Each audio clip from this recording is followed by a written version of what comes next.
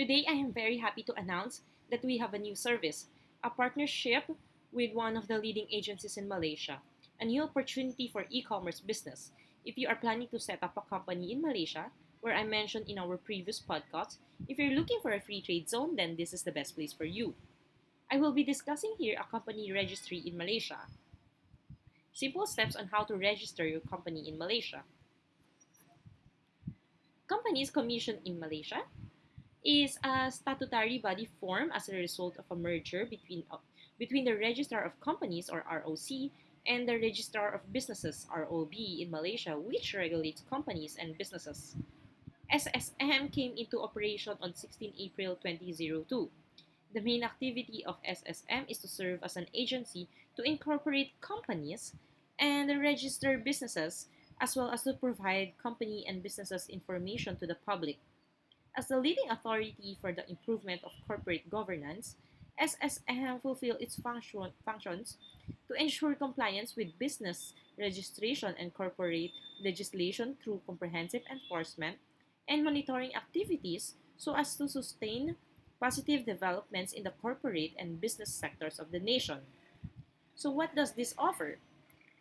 They offer registration of business or ROB, registration of company ROC, or the limited liability of partnership. Let's talk first the registration of business or ROB. Under this, they have this biz or easy BIZ and registration of business. Let's go to registration of business guidelines. They have here guidelines of business name application, guidelines for new business registration, guidelines for changes in business particular, guidelines for renewal of business registration, guideline for termination of business, and the last one is responsibilities of the owners and business partners. Okay, let's go first to the guidelines for business and name application. Under this, this registration of business name, the name of a business is a title that is used as an identification or introduction of your business. The name of a business can be categorized into two. You may choose your personal name or a trade name. If you choose your personal name, the name you should be using the name in your identity card. This category does not need to be reviewed for approval because you already use your own name and your identity card will be the proof of your identity. And this is actually a low chance of getting existing company name. Well, the trade name, the proposed business name needs prior approval of the Registrar of Business, Companies Commission of Malaysia, because there's a high chance or high possibility that there will be an existing company name or same name with the one you choose. So that's why they need to review and approve it first. So, the guidelines for new business registration. Business includes every form of trade, commerce, craftsmanship, calling, profession, or other activity carried on for the purpose of gain, but does not include any office or employment or any charitable undertaking or any occupation specified in the schedule under the provisions of the Business Registration Act 1956. The business that may be registered under the Business Registration Act 1956 is a business operating in West Malaysia, which includes Peninsular Malaysia and the Federal Territory. The type of businesses are as follow. The first one is the sole proprietorship and partnership. If you choose the number one, then a business wholly owned by a single person. So if you're the only one who's owning the business, then you should apply for the sole proprietorship. But a business owned by at least two persons and not more than 20 partners, then you have to apply the partnership. Guidelines for changes in business particulars. Under this, they have these changes in business address, changes in business type, changes of particulars on branches, and changes of information owners, owner of partners. Um, and Guidelines for renewal of business registration.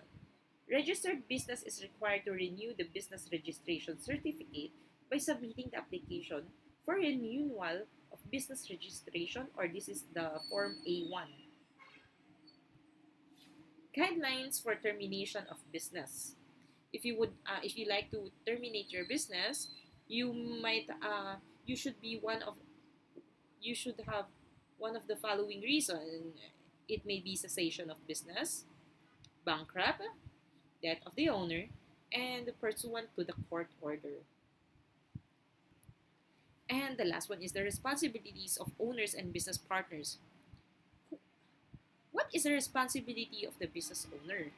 Okay, register the business within 30 days from the commencement date of the business by submitting business registration form. Renew your business registration within 30 days before the expiration date of the registration or previous renewal by submitting an application for renewal of business registration. Register business changes within 30 days from the date of change of main address, nature of business, branch address, and owner information by submitting a registration of changes. Notification of termination of business within 30 days from the date of termination of business operation, or due to death within 4 months of death by submitting a notification of termination and of registered business. The fifth one is displaying business registration certificate in a conspicuous place at the main business premises or branch. Put a signboard displaying business name outside the business premises. And if there is more than one place of business, outside of each place of business should be displayed. Display business name and registration certificate number on letterhead, invoice, bill, and other business documents. Obtain the appropriate license, permit, or letter of authorization from the relevant authorities of the type of business requiring prior approval even if the business has been registered with the SSM. Okay, and this, we can help you, our company, Unipro Hong Kong, can help you do this all. Just send us a message. If you have any question, comments, suggestions, or need help, you may visit our website at uniprohk.com or visit our Facebook page, Unipro Consulting Limited, or add us at LinkedIn, Unipro Consulting Limited, or email us at info@uniprohk.com. I hope you will consider this because this is the best place if you're planning to set up a company here in Malaysia. Thank you very much.